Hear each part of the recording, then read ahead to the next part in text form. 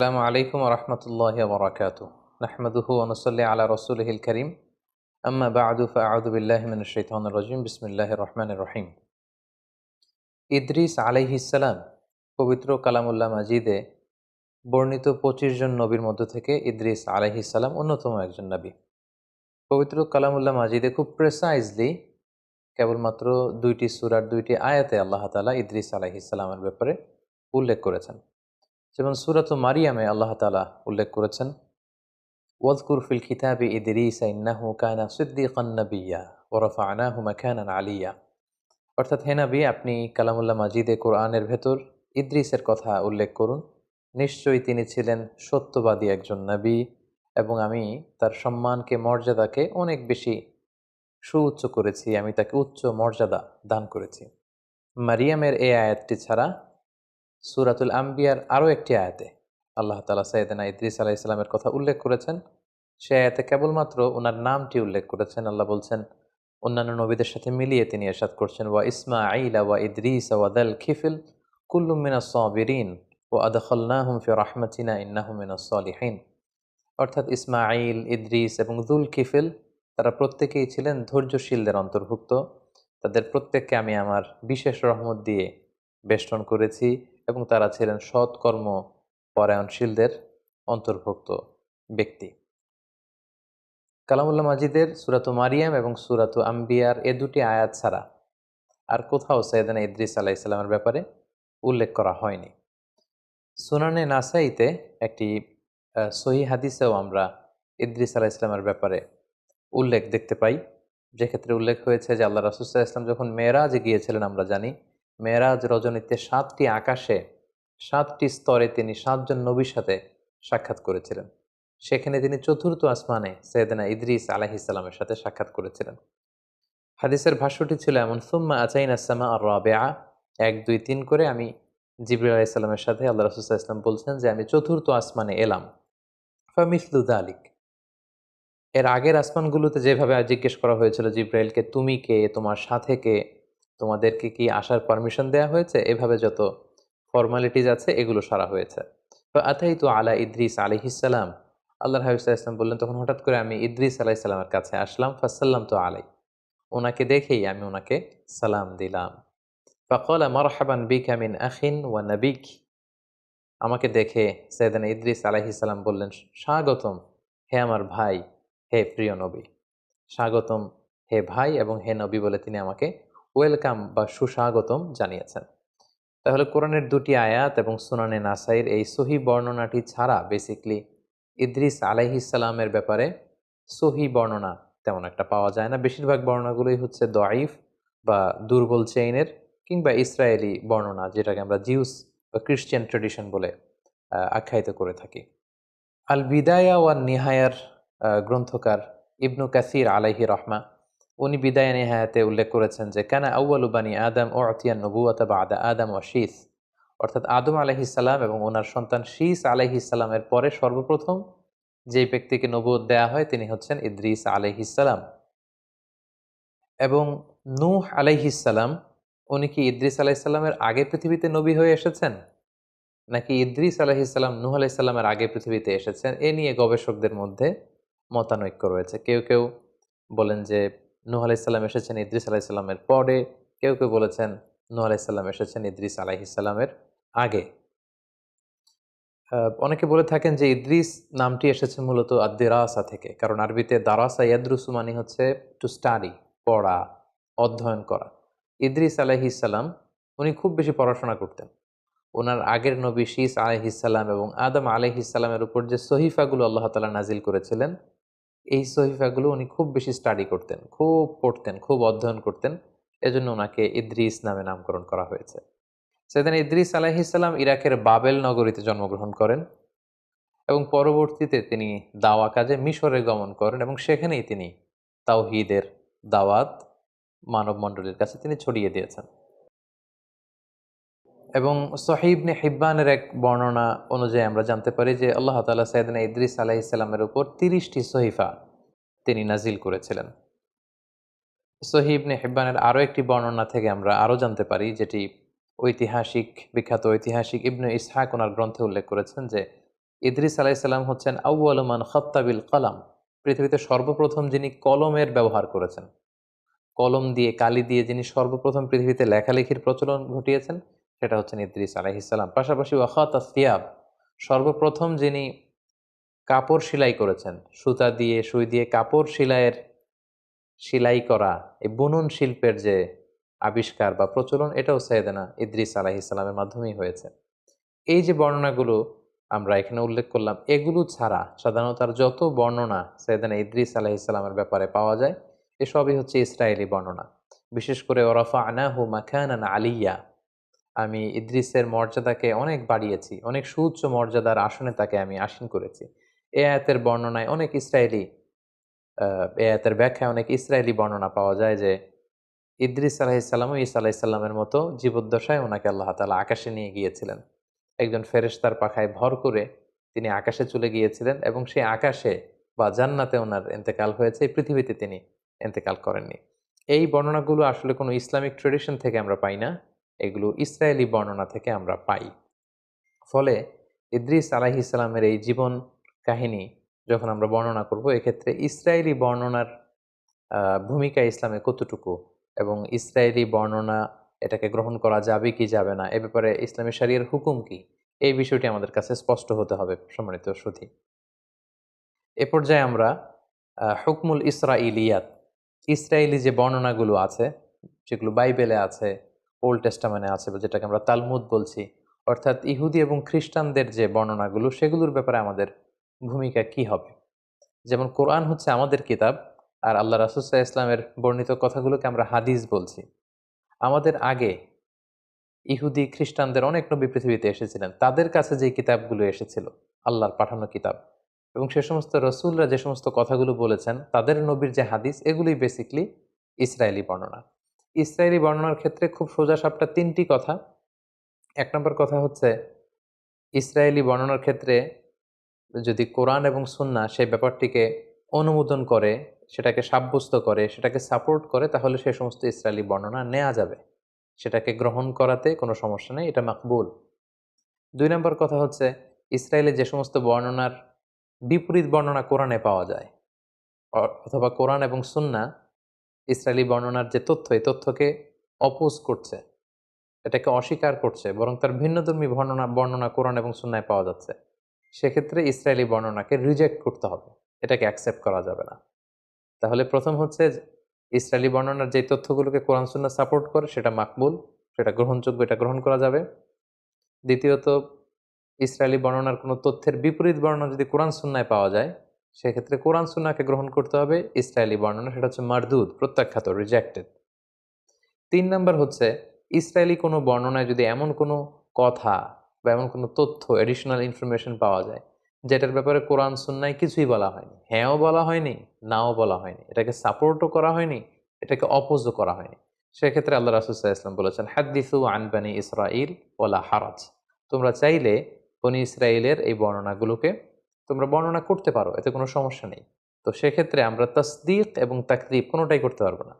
আমরা খুব আজমাতের সাথে বলতে পারবো না যে সুলাইমান আলাইহিস সালামের সময়কালে এই ঘটনাটা ঘটেছিল, এ ব্যাপারে কোরআন সুন্নায় কিছু নেই, ইসরায়েলি বর্ণনায় এটা পাওয়া যায়, সো এটা সত্য না, এটা সত্য, এটা বলা যাবে না। আবার এই বর্ণনাটা মিথ্যা, এটা ডাহা মিথ্যা কথা অনেকে এরকম বলে বেড়ায় যে এটা ইসরায়েলি বর্ণনা, এটা তো মিথ্যা না, এটাকে মিথ্যাও বলা যাবে না। কোরআন সুন্নাহ সাপোর্টও করেনি, কোরআন সুন্নাহ রিজেক্টও করেনি, এরকম কোনো এডিশনাল ইনফরমেশন যদি ইসরায়েলি বর্ণনায় পাওয়া যায়, অর্থাৎ ইহুদি এবং খ্রিস্টানদের যে যে সোর্স, তাদের যে কিতাব বা তাদের যে হাদিস, সেখান থেকে যদি পাওয়া যায় এডিশনাল কোনো ইনফরমেশন, সেটাকে তাসদীক তাকযীব, অর্থাৎ এটাকে গ্রহণ বর্জন কোনোটাই করা যাবে না, জাস্ট বর্ণনা করা যাবে। একটা ঘটনা পরম্পরাকে মেলানোর জন্য বর্ণনা করা যেতে পারে। যেমন লেটস সে ইদ্রিস আলাইহিস সালামের প্রেক্ষাপট যদি আমরা বলি, কালামুল্লাহ মাজিদে শুধু 2টা আয়াতে খুব সংক্ষিপ্ত পরিসরে ওনার বর্ণনা আল্লাহ তাআলা দিয়েছেন, এবং সহিহ সুন্নাতে আমরা দেখেছি চতুর্থ আসমানে মেরাজের রাতে আল্লাহ রাসূল সাল্লাল্লাহু আলাইহি ওয়াসাল্লাম ইদ্রিস আলাইহিস সালামের সাথে সাক্ষাৎ করেছেন। এগুলো ছাড়া যত বর্ণনাই আছে সবই দঈফ, আর বাকি সবই হচ্ছে ইসরায়েলি বর্ণনা। সো একজন নবীর ব্যাপারে ইন ডিটেল যদি কারো জানার আগ্রহ থাকে, বা আগের ঐতিহাসিক দৃষ্টিকোণ থেকে জিউস ট্র্যাডিশনে, খ্রিস্টান ট্র্যাডিশনে কি কি পাওয়া যায়, এগুলো নিয়ে গবেষণা করা, এগুলো বর্ণনা করা, এগুলো জানা, এতে কোনো সমস্যা নেই।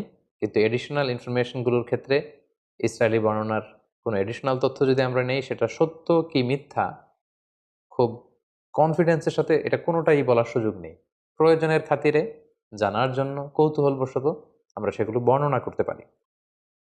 এবং মানুষ মাত্রই কৌতূহলী আমরা জানি, যাদের অনুসন্ধিৎসু মাইন্ড আছে, খুব কিউরিয়াস, জানতে মনে চায় যে কি হয়েছিল, কোথায় এসেছিলেন, তার জীবন পরিক্রমায় কি কি ঘটেছিল, তারা ইসরায়েলি বর্ণনা বাইবেল থেকে এগুলো আমরা জানতে পারি। কারণ বাইবেলের সব কিছুই যে তারা ডিস্ট্রয় করে ফেলেছে, মানে এন্টায়ার বাইবেলে যে তারা করাপ্ট করে ফেলেছে এমনটা না। বাইবেলের অনেক কিছু আছে শুদ্ধ, আবার অনেক কিছুকে তারা কারাপ্টেড করেছে।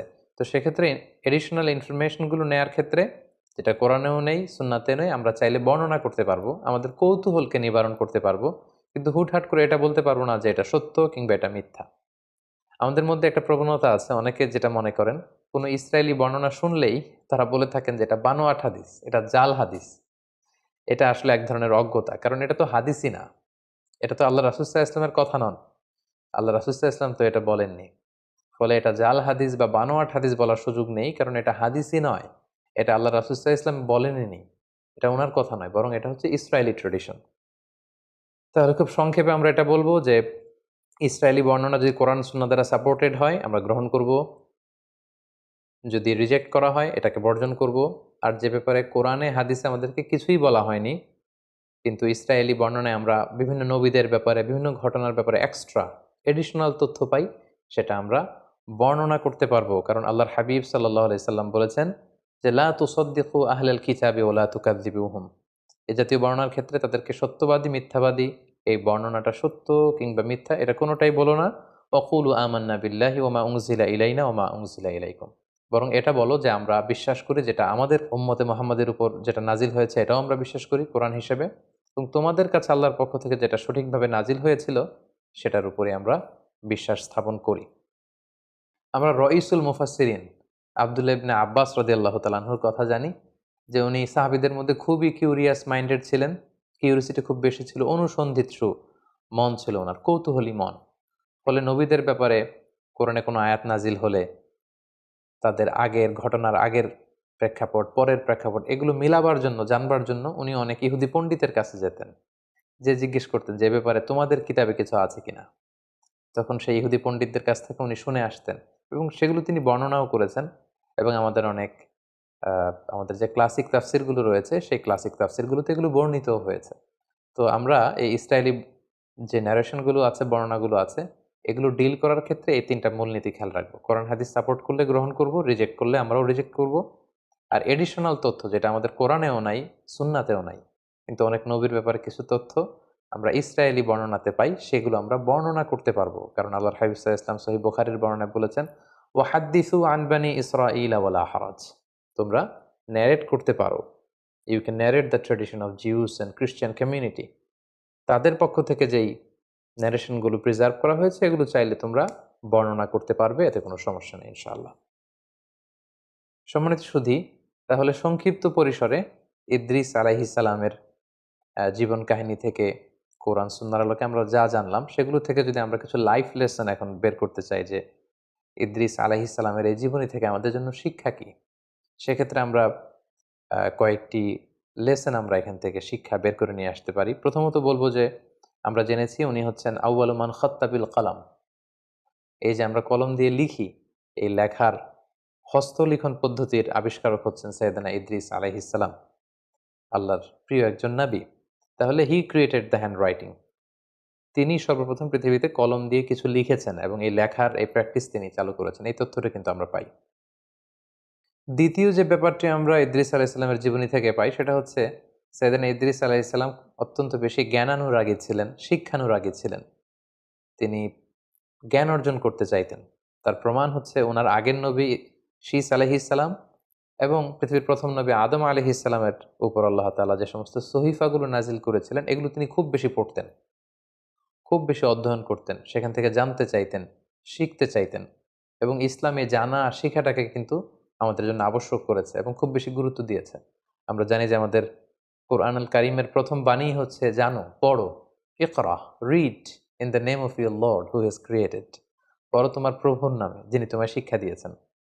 তাহলে ইসলামও কিন্তু আমাদের সর্বপ্রথম জিকির করতে বলেনি, সালাত আদায় করতে বলেনি, জাকাত দিতে বলেনি, হেজাব করতে বলেনি। ইসলাম সর্বপ্রথম আমাদেরকে যে বিষয়ে উদ্বুদ্ধ করেছে সেটা হচ্ছে জ্ঞান অর্জনের প্রতি আমাদেরকে উৎসাহিত করেছে, লার্নিং এর প্রতি উৎসাহিত করেছে, স্টাডি করা, রিসার্চ করা, এগুলোর ব্যাপারে উৎসাহিত করেছে। এবং এটার একটা ইন্সপায়ারেশন কিন্তু আমরা সাইয়েদনা ইদ্রিস আলাইহিস সালামের জীবনী থেকে পাই। কারণ তেনার আগে যে সমস্ত কিতাব সাহিফা নাজিল হয়েছে এগুলো তিনি খুব বেশি পড়তেন। তিনি অত্যন্ত বেশি জ্ঞান অনুরাগী ছিলেন। ৩ নম্বর যে বিষয়টা আমরা জানতে পারি সেটা হচ্ছে বুদ্ধিবৃত্তিক যে চর্চা, এটার সূচনা বা গোড়াপত্তনও কিন্তু ওনার সময়কাল থেকে হয়। তিনি বাবেলে জন্মগ্রহণ করেছিলেন ইরাক এলাকায়। পরবর্তীতে তিনি তাওহীদের দাওয়াত নিয়ে নীল নদের পাড়ে মিশরে অবস্থান করেন। সেখানে তিনি ওই এলাকার লোকদেরকে তাওহীদের দাওয়াত দেন, সালাতের দাওয়াত দেন, যাকাতের দাওয়াত দেন এবং সেখানে তিনি জ্ঞান অর্জন এবং জ্ঞান বিতরণের একটা পরিবেশ তৈরি করেছিলেন। এবং অনেক ঐতিহাসিক বলেছেন যে এই যে গাণিতিক বিভিন্ন সূত্র, ম্যাথামেটিক্যাল যে সূত্র অথবা অ্যাস্ট্রোনমি, জ্যোতির্বিজ্ঞানের যে জ্ঞান, সেটার সূচনাটা হয়েছিল সাইয়েদনা ইদ্রিস আলাইহিস সালামের সময়।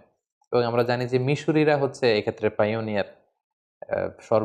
পৃথিবীতে সবচেয়ে প্রাচীন যেই বর্ণমালার শিলালিপি পাওয়া যায়, হাইরোগ্লিফিক্স বলে ইংরেজিতে, আরবিতে হাইরোগ্লিফিয়া বলে, এটা মিশরে পাওয়া গিয়েছে। কিভাবে ইরিগেশন করতে হবে, জমি চাষ দিতে হবে, কিভাবে গাণিতিক সূত্র দিয়ে উপকৃত হওয়া যায় এবং জিওমেট্রিক বিভিন্ন তথ্য সূত্র, এগুলো কিন্তু মিশরীরা উদ্ভাবন করেছে।